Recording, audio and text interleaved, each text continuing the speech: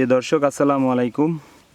আমরা বরাবরের মতো আবারও চলে আসলাম আজকে সেপ্টেম্বর মাসের 5 তারিখ। ইনশাল্লাহ আপনাদেরকে বীরের যে একটা চমক আসলে সেটা আমরা দেখাবো এবং দেখানোর জন্য আমাদের সাথে আছে আমাদের RSM হিরণ সুমন সরকার। আসলে আমরা তার মুখ থেকে আমাদের যে বীর সম্পর্কে কিছু তথ্য জানবো ইনশাল্লাহ। তো আপনারা সাথে থাকেন। সুপ্রিয় দর্শক, আপনারা দেখতেছেন আমরা একটা এসআর সিটের এসআর বীর কল্যাণ একটা মাঠ ভিজিটে আসছি। হ্যাঁ, তো এটা আমাদের R&Dতে। হ্যাঁ, তো আপনারা ইতিমধ্যে দেখেছেন এবং আরও দেখবেন আর কি। যে দেখেন আমাদের এই এসআর বীর কল্যাণটা যে আজকের বয়স হলো 52 দিন, আজকে লাগানোর সুইং থেকে 52 দিন এবং অলরেডি পাঁচটি হারভেস্ট হয়ে গেছে।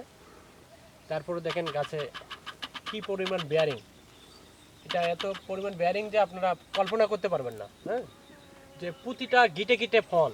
হ্যাঁ, এবং ফলের সাইজগুলো আপনি দেখেন যে 4 থেকে 5 ইঞ্চির মতো সাইজ।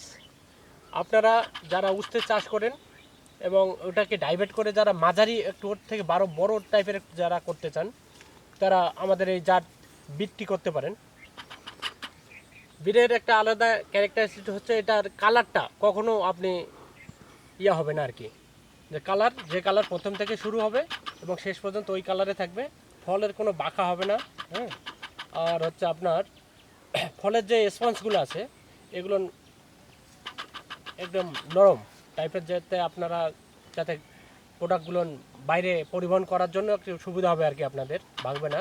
এবং আপনারা যে মার্কেটজাত করার জন্য যে আপনারা বীজগুলো ক্যারেটে সাজান, সেক্ষেত্রে আপনার যদি বাজারে নিয়ে যান সবার আগে এটা আপনার বিক্রি হয়ে যাবে আর কি। হ্যাঁ, তো আমরা এই 2 দিনে বাগেরহাট, খুলনা, গোপালগঞ্জ, ফরিদপুর বিভিন্ন জায়গায় ভিজিট করছি, ডিলার ভিজিট, এবং তারা আমাদের বীজ সম্পর্কে অনেক ভালো কিছু বলেছে, বৈশিষ্ট্য যে এটা সামনে আমাদের একটা উজ্জ্বল মার্কেট হইতে পারে আর কি, সম্ভাবনা। হ্যাঁ, তাই আপনাদের উদ্দেশ্যে আমি এটাই বলতে চাই যে আপনারা যেখানে কল্লা চাষ করেন, আমাদের কল্লা হচ্ছে আপনারা 10 বিঘা যদি করেন, সেক্ষেত্রে আমাদের হচ্ছে 2 কাঠা কিংবা 5 কাঠা করে দেখতে পারেন। যদি আপনাদের ভালো লাগে তো আপনারা পরবর্তীতে আমাদের এই বীজ জাতটি করবেন।